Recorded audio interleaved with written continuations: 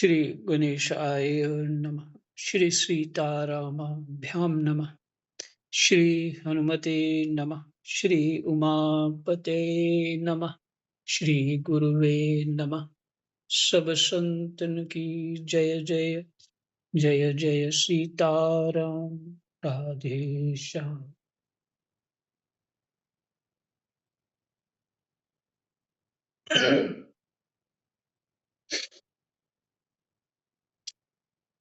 श्रीमद् भागवत महापुराण प्रथम स्कंद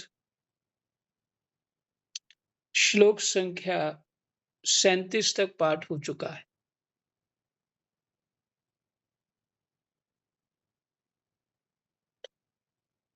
17वां अध्याय है। सूत जी कहते हैं, कलयुग की प्रार्थना स्वीकार करके राजा परीक्षित ने उसे 4 स्थान दिए।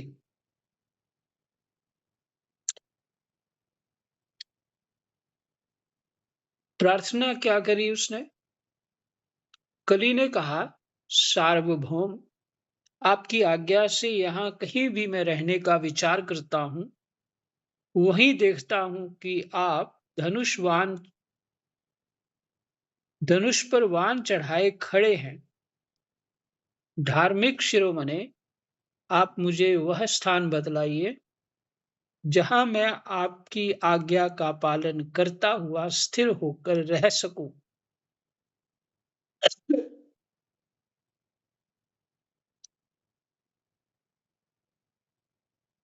सूत जी कहते हैं,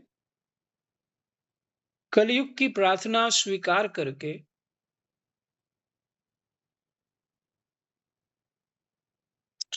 राजा परीक्षित ने उसे 4 स्थान दिए। द्यूत, मद्यपान, स्त्री संग और हिंसा। इन स्थानों में क्रमशः असत्य, मद, आसक्ति और निर्दयता, ये 4 प्रकार के अधर्म निवास करते हैं। इन स्थानों पे कहा? जहां जुआ खेलते हैं।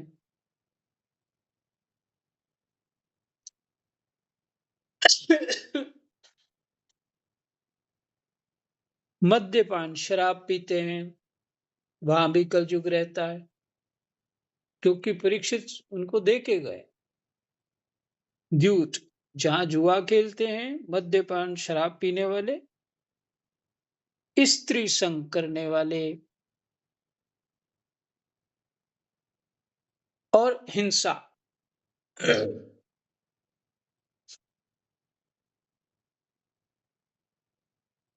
इन स्थानों में क्रमशः असत्य, क्रम से असत्य किससे होता है? द्यूत क्रीड़ा में झूठ ही होता है, इसलिए कहा असत्य। और मद्यपान,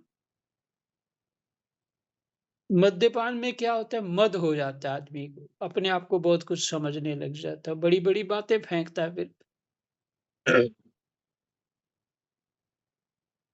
आसक्ति, स्त्री के संग से आसक्ति हो जाती। अब ये प्रश्न उठता है कि जो पति पत्नी है वहां पे क्या? हाँ, वहां तो होती ही है, परंतु जो आजकल फैशन है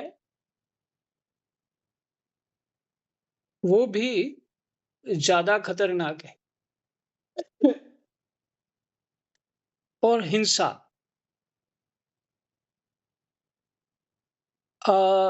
आसक्ति, स्त्री संग से आसक्ति होती है, और हिंसा से क्या होती है? निर्दयता आती है उसके अंदर, तभी हिंसा कर पाता है।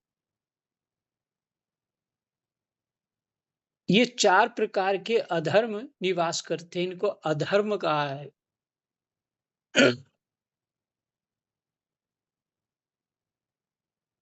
हाँ, जो मद्यपान करेंगे वो शराब भी पिएंगे। नहीं, राम राम। जो मद्यपान मैंने जो शराब पिएंगे वो मांस भी खाएंगे, तो हिंसा हो गई। क्योंकि वो तुम्हारे लिए तो मार रहा है वो सब, तुम उसको पैसे दे रहे हो, उसी के लिए दे रहे हो ना, तो इसीलिए वो तो आगे काम कर रहा है। तो यहाँ कलयुग रहता है। ये 4 प्रकार के अधर्म हैं, वहाँ निवास करते हैं। उसने और भी स्थान माँगे, तब समर्थ परीक्षित ने उसे रहने के लिए एक और स्थान सुवर्ण माने धन दिया।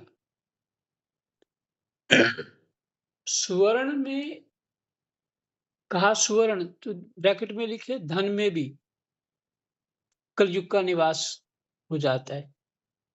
क्योंकि मति जब विशेष धन हो जाता है, तो मति बिगड़ जाती है। वही मद सा हो जाता है उसको।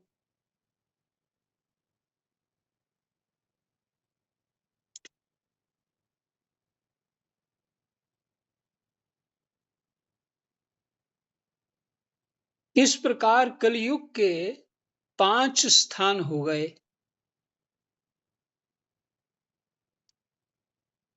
झूठ, मद, काम, वैर और रजोगुण। धन में क्या है? रजोगुण। परीक्षित के दिए हुए इन्हीं 5 स्थानों में अधर्म का मूल कारण कली उनकी आज्ञाओं का पालन करता हुआ निवास करने लगा।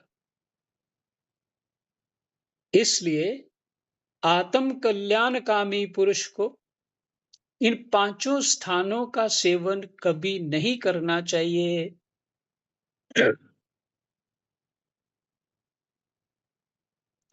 धन के ही पीछे ना लगा रहे और अपनी शान बढ़ाने के चक्कर में, प्रशंसा के चक्कर में और अपनी मनोकामनाएं पूरी करने में ना लगा रहे। क्यों? जो सत्कर्म तो उसे हो नहीं पाएगा। सत्कर्म नहीं हो पाएगा वो। धन कमाया, धन कमाया और सीधे फिर ज़मीन खरीदो, इधर खरीदो, उधर खरीदो। मैं वृंदावन में था अभी, तो वहाँ एक घटना घटी, नाम नहीं लूँगा, बस यही को हो रहा था। तो कमाए जा रहे हैं धन को और वृंदावन में ज़मीन खूब खरीद रहे हैं। तो वृंदावन में ज़मीन महँगी हो रही है। तो अब उसी में बुद्धि लगी हुई है और कोई उस लेने-देने में तो कोई कपट करता है। जो बेचते हैं वो कपट तो करते ही हैं। फिर जब वो कुछ गड़बड़ हो जाती तो मेरे पास आ जाते। तो फिर वही रोना-धोना, देखो कैसे लोग हैं आजकल, कैसे हैं, वैसे हैं, इस तरह शुरू कर देते। हुँ, तो ख़ैर धन में भी धन का स्थान क्या है? रजोगुण। रजोगुण से क्या है? वही स्टाइल, बड़ा स्टैंडर्ड बनाने के चक्कर में अपना धर्म ही खो बैठते हैं। परीक्षित के दिए हुए इन्हीं 5 स्थानों में अधर्म का मूल कारण कली उनकी आज्ञाओं का पालन करता हुआ निवास करने लगा। इसलिए आत्म कल्याणकामी पुरुष को इन 5 स्थानों का सेवन कभी नहीं करना चाहिए। धार्मिक राजा, प्रजावर्ग के लौकिक नेता और धर्मोपदेष्टा गुरुओं को तो बड़ी सावधानी से इनका त्याग करना चाहिए।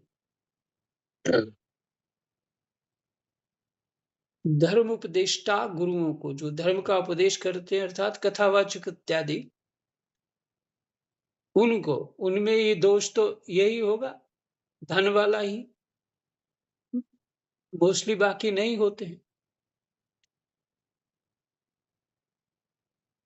इसलिए आत्म कल्याणकामी पुरुष को इन पांचों स्थानों का सेवन कभी नहीं करना चाहिए। धार्मिक राजा को भी नहीं करना चाहिए। प्रजा वर्ग के लौकिक नेता जो होते हैं, उनको भी नहीं ऐसा करना चाहिए। और धर्मोपदेष्टा गुरुओं को तो बड़ी सावधानी से इनका त्याग करना चाहिए। राजा परीक्षित ने इसके बाद वृषभ रूप धर्म के तीनों चरण तपस्या, शौच और दया जोड़ दिए।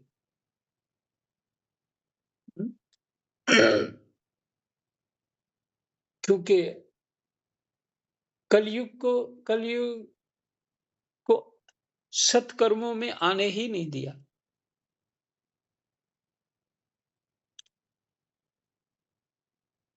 तो ये जुड़ गए, तपस्या, शौच और दया जोड़ जोड़ दिए गए और आश्वासन देकर पृथ्वी का संवर्धन किया। वे ही महाराजा परीक्षित इस समय अपने राज सिंहासन पर, जिसे उनके पितामह महाराज युधिष्ठिर ने वन में जाते समय उन्हें दिया था, विराजमान हैं। अपने राज सिंहासन पर विराजमान हैं। वे परम यशस्वी सौभाग्य भाजन चक्रवर्ती सम्राट राजऋषि परीक्षित इस समय हस्तिनापुर में कौरव कुल की राज्य लक्ष्मी से शोभायमान है।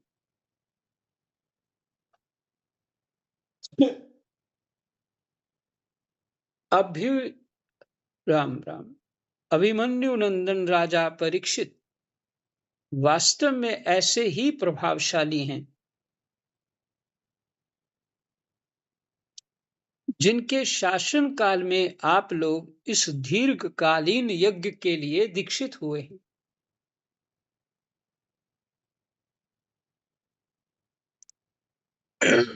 तो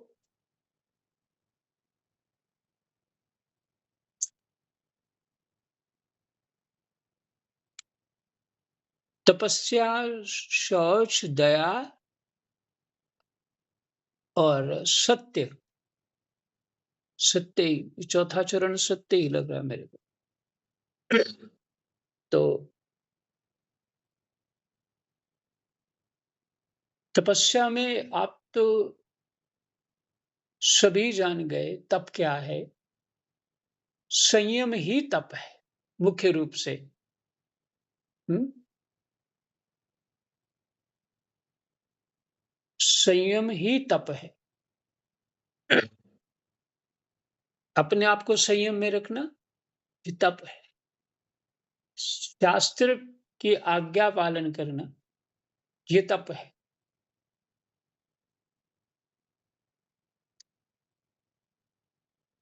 जो मन की करते हैं वो तपस्वी नहीं हो सकते।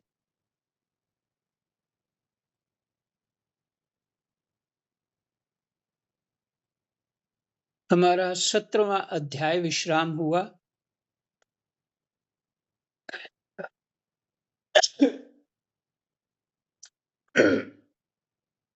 18वां अध्याय राजा परीक्षित को श्रृंगी ऋषि का शाप।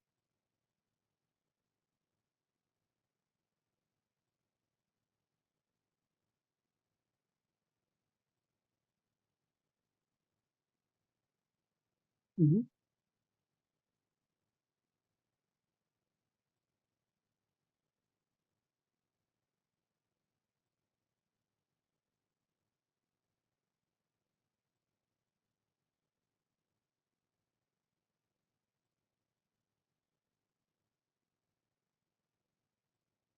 हम्म,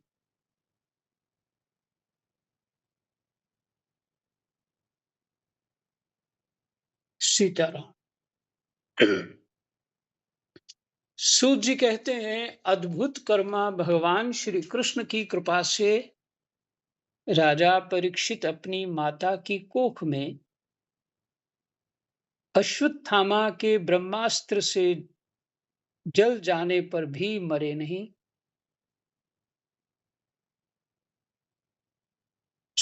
शौनक जी सुन रहे हैं। सूत जी कहते हैं, अद्भुत कर्मा भगवान श्री कृष्ण की कृपा से राजा परीक्षित अपनी माता की कोख में अश्वत्थामा के ब्रह्मास्त्र से जल जाने पर भी मरे नहीं। इसमें विचार, ये पौत्र हुए ना, युधिष्ठिर अर्जुन जो 5 पांडवों के पौत्र हैं, परीक्षित, क्योंकि अभिमन्यु के पुत्र हैं सीता। जिस समय ब्राह्मण के शाप से उन्हें डसने के लिए तक्षक आया, उस समय वे प्राणनाशक के महान भय से, राम राम, उस समय वे प्राणनाशक के, प्राण नाश होना चाहिए, प्राण नाश के महान भय से भी भयभीत नहीं हुए, क्योंकि उन्होंने अपना चित्त भगवान श्री कृष्ण की के चरणों में समर्पित कर रखा था। ये है बात। मृत्यु का भय नहीं हुआ, कारण भगवान की स्मृति।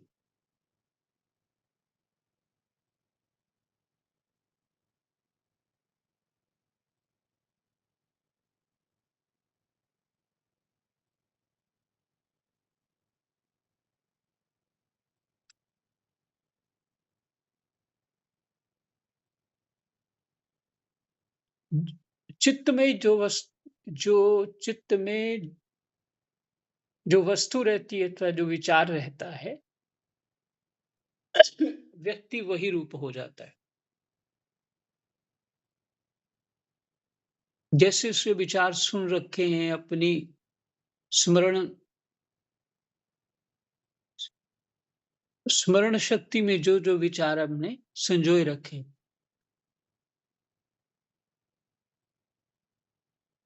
प्राण निकल जाने के बाद वही विचार चित्त में रहते,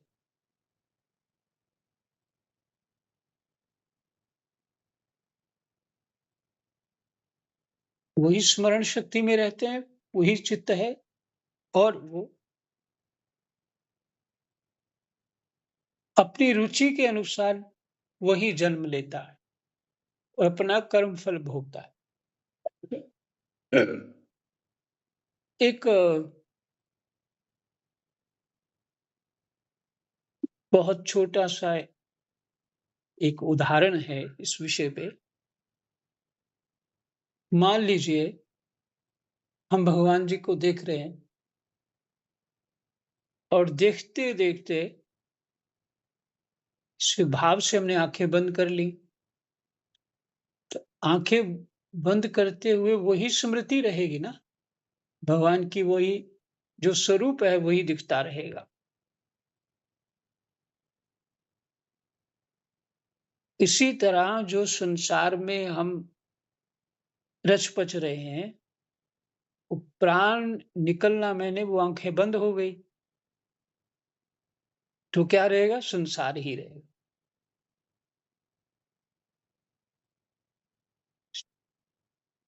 तो कथा के माध्यम से, भगवान के गुणानुवाद के माध्यम से, या स्मृति से, भजन पूजन से, जैसे भी संभव हो, अपनी स्मृति को भगवतमयी करना है।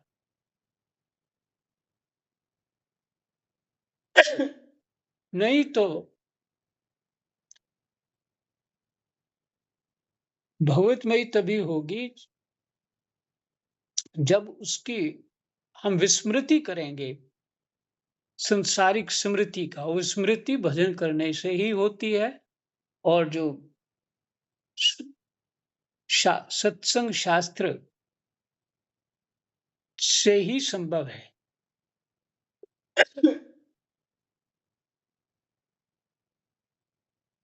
ये सब होता तो उसी प्रभु की कृपा से ही है। जीव को प्रयास तो करना ही चाहिए। तो आंख बंद करने पे जैसे वही चित्र, वही स्वरूप परमात्मा का हृदय में रह जाता है, वैसे ही संसार में रचते पचते भोगते हुए प्राण चले गए तो वही संसार रह जाएगा।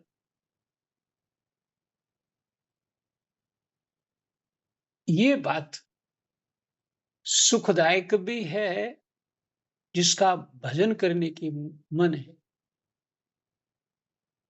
और दुखदायक उसके लिए है जो बात को समझ ही नहीं पा रहा है।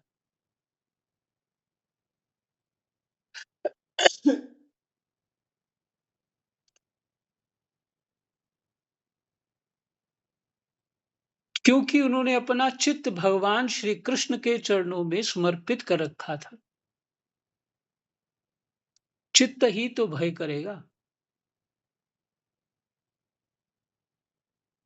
और जब भगवान के चरणों में समर्पित ही हो चुका है, ये होता है, उसको भय नहीं होगा। अगर भय उसी को होगा जिसका समर्पित नहीं हुआ।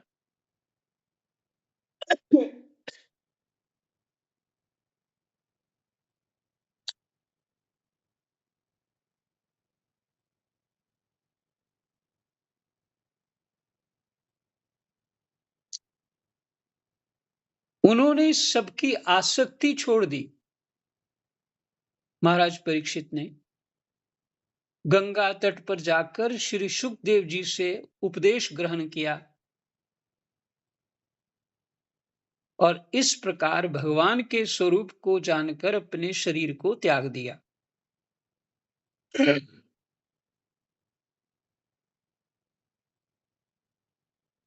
एक बात है, समझने योग्य है।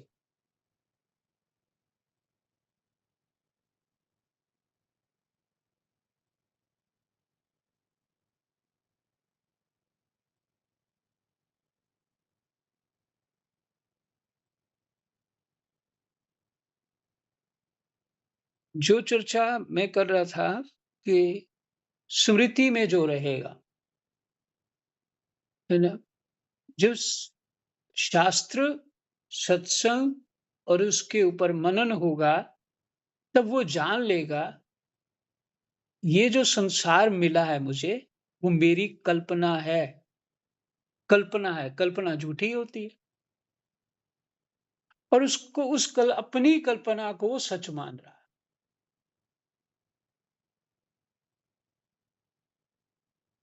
ये है रहस्य उसका। जो भी संसार मुझे मिला है,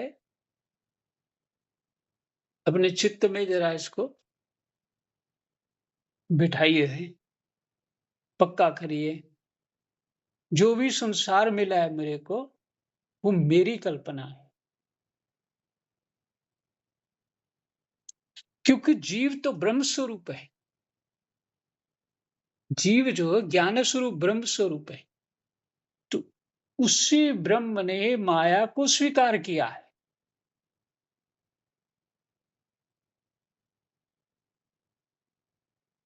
मनन करते रहेंगे तो बात समझ आ जाएगी। उन्हें ऐसा विचार, बिल्कुल, ये जो संसार मेरा है, कब कल्पना मात्र है। इसलिए गोस्वामी जी कह रहे हैं, हम्म, मोह निशा सब सोव निहारा। कुछ भी नहीं है संसार, केवल मात्र मोह है, मैंने अज्ञान है। और देखिए स्वप्न अनेक प्रकार है। हमारा जीवन एक स्वप्न है, कल्पना है।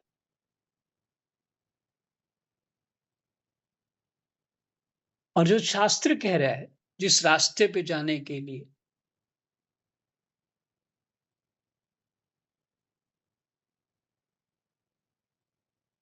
उस कल्पना को वही छुड़ा सकता है।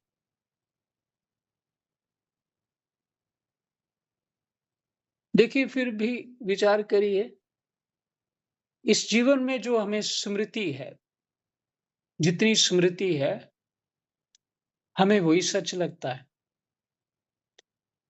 और पिछले जन्मों का पूछो तो कहते और तो कुछ है ही नहीं है, बस यही सच है।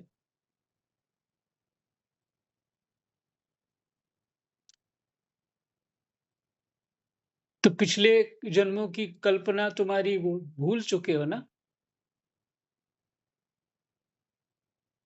और संस्कार और स्वभाव जैसा बना लिए, वही जन्म ले लिया, वही रुचि है, वही चल दिए।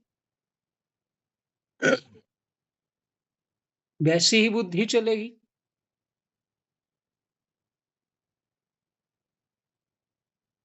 हम ही चला रहे हैं, हम ही ऐसे स्थान पे हैं, अपनी इच्छा से हैं।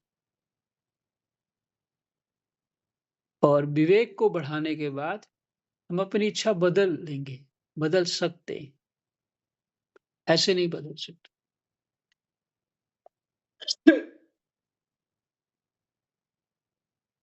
तो इसलिए महाराज परीक्षित को कोई भय नहीं लगा।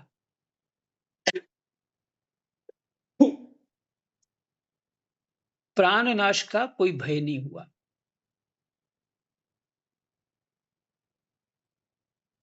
कि उनका चित्त परमात्मा में लगा रहता था। उन्होंने सबकी आसक्ति छोड़ दी। गंगा तट पर जाकर श्री सुखदेव जी से उपदेश ग्रहण किया और इस प्रकार भगवान के स्वरूप को जानकर अपने शरीर को त्याग दिया। जो लोग भगवान श्री कृष्ण की लीला कथा कहते हैं, उस कथामृत का पान करते रहते हैं और इन दोनों ही साधनों के द्वारा उनके चरण कमलों का स्मरण करते रहते हैं। जो लोग भगवान श्री कृष्ण की लीला कथा कहते रहते हैं, उस कथामृत का पान करते रहते हैं, अर्थात सुनते रहते हैं। कथामृत का पान करना क्या है? सुनते रहते। और इन दोनों ही साधनों के द्वारा उनके चरण कमलों का स्मरण करते रहते हैं। उन्हें अंत काल में भी मोह नहीं होता।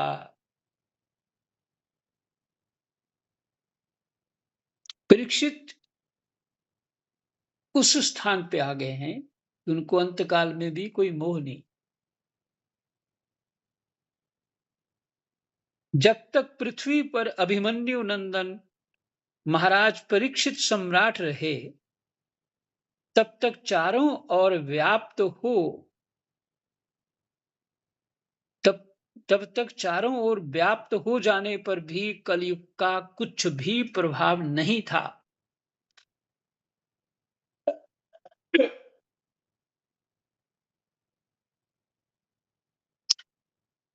वैसे तो जिस दिन जिस क्षण श्री कृष्ण ने पृथ्वी का परित्याग किया, उसी समय पृथ्वी में अधर्म का मूल कारण कलयुग आ गया था।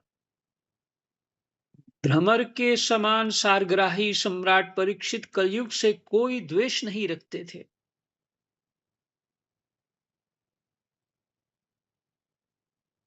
भ्रमर के समान सारग्राही, ये सारग्राही क्या है? भगवान में चित्त लगाना। जैसे भ्रमर को फूल से कोई मतलब नहीं होता, बिना उसको हानि पहुंचाए उसमें से मधु निकाल लेता है। भ्रमर ये करता है।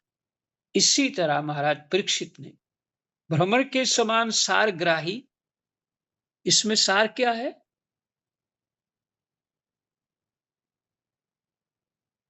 कहते हैं गोस्वामी जी, भक्ति ही लाभ है इस जीवन का, और कुछ है ही नहीं।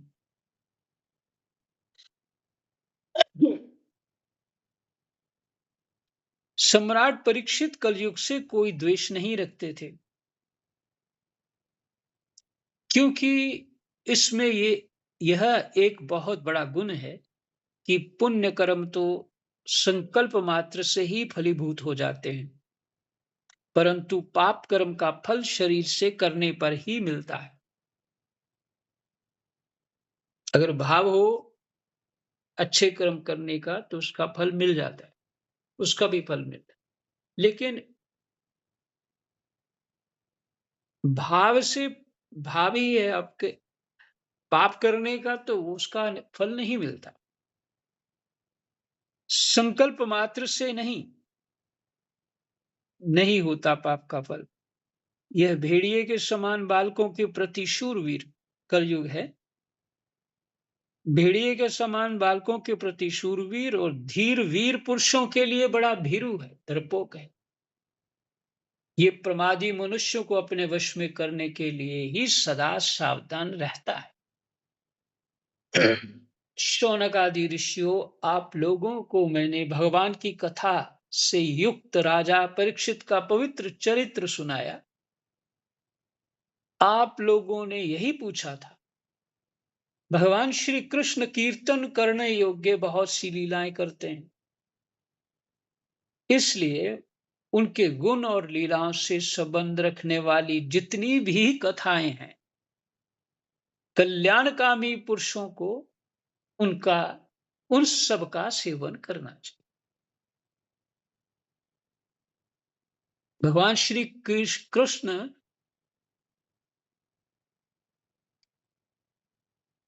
कीर्तन करने योग्य, भगवान श्री कृष्ण की कीर्तन करने योग्य बहुत सी लीलाएं करते हैं, इसलिए उनके गुण और लीलाओं से संबंध रखने वाली जितनी भी कथाएं हैं, कल्याणकामी पुरुषों को उन सब का सेवन करना चाहिए। जय जय सीताराम, राधे श्याम। समय हो गया। ये 10 श्लोक तक 18वें अध्याय का पाठ। कृष्णाय वासुदेवाय हरये परमात्मने प्रणतः क्लेशनाशाय गोविन्दाय नमो नमः।